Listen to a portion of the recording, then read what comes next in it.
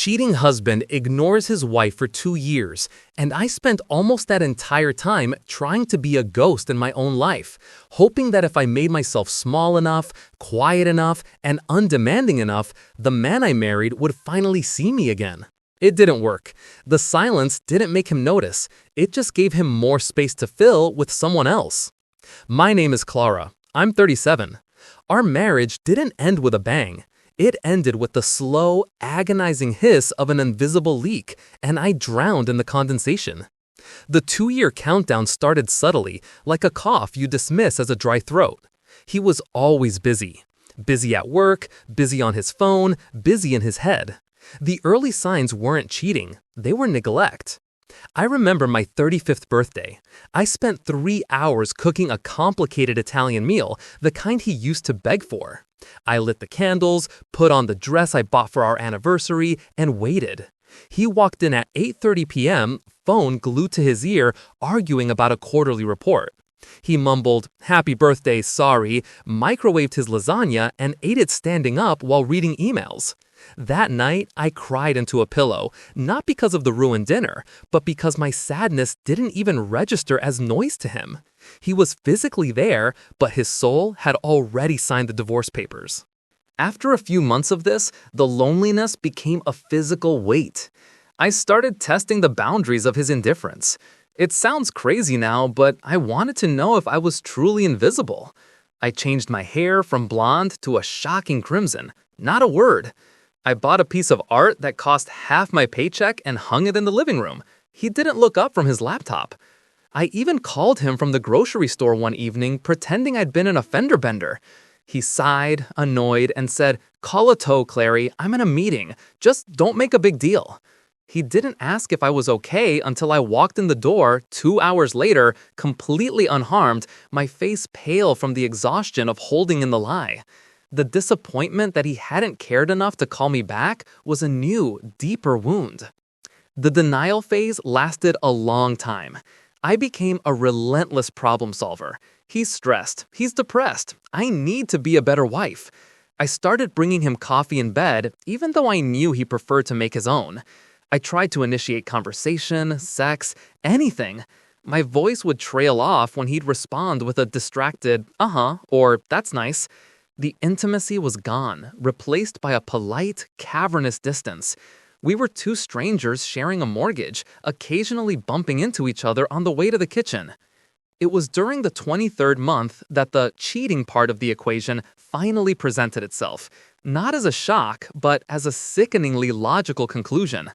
I was cleaning out a drawer in his rarely used home office, a space he only went to for dramatic, "I'm working" gestures, and I found an unmarked envelope tucked behind a stack of old tax documents. Inside wasn't a love letter or a receipt, but a single laminated photo booth strip, 4 small squares, him and a woman I didn't know, both beaming, their heads pressed together. In the 3rd photo, she was kissing his cheek. In the 4th, he was looking down at her, the kind of tender, unguarded smile I hadn't seen directed at me since before our wedding day. The picture wasn't racy. It wasn't a smoking gun of illicit passion. It was worse. It was proof of joy, of connection, of the human engagement I had starved for, that he had stolen from me.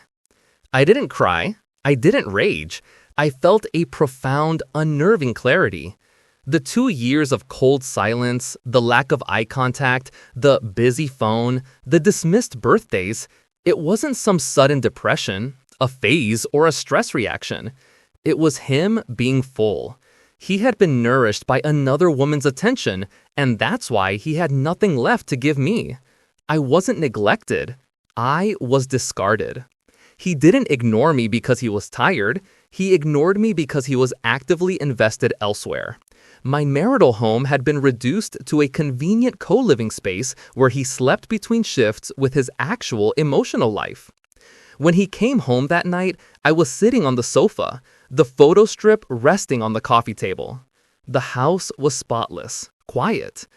I looked up at him, and for the first time in 2 years, I didn't see the man I loved. I saw the stranger who had been politely robbing me of my self-worth. He saw the photo, and his face crumbled. not in remorse, but in the tired resignation of a child caught with his hand in the cookie jar. Clara, I can explain. His voice was a dull, expected drone. I held up my hand. Don't, I said. My voice was calm, almost conversational. You already did, for 2 years. I'm not mad that you cheated, Mark. I'm mad that you made me question my own reality for 730 days. I'm mad that I thought I was the problem, that I was too much or not enough when you were simply just gone.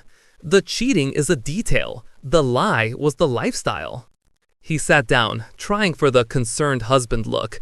It was just a friend. It wasn't serious. Our marriage had problems, Clara. You have to admit.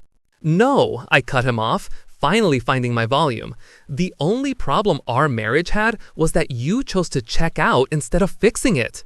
You didn't leave your wife. You left a vacant position and then criticized me for not doing your job of being present. You ignored me for 2 years. This picture is just a receipt. The confrontation lasted less than 10 minutes. There was no screaming, no plate throwing. That drama requires 2 people who still care. I didn't care to fight for a ghost. I simply told him he had 48 hours to pack a bag and leave. Our lawyers would handle the rest. I was already too emotionally drained to endure the performative grief of a husband suddenly worried about losing his comfort blanket. The message I took away from all of this, the message I tell myself every morning as I drink coffee in a house that is now blissfully, truly silent, is this. Emotional neglect is a precursor to and often a greater wound than physical infidelity.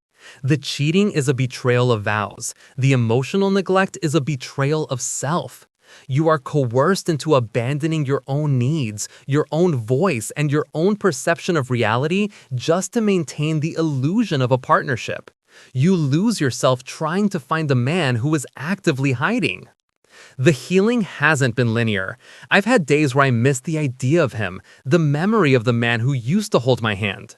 But mostly, I've had days where I am grateful for the profound, honest peace of solitude. I've rejoined the book club. I'm learning to play the cello. I changed the living room art. The crimson hair is still there, and I love it. I don't need an audience to confirm my existence anymore. 2 years of silence taught me that I don't need my husband to see me. I just need to open my eyes and see myself. And the woman I see now, she's strong, she's vibrant, and she is done being a ghost.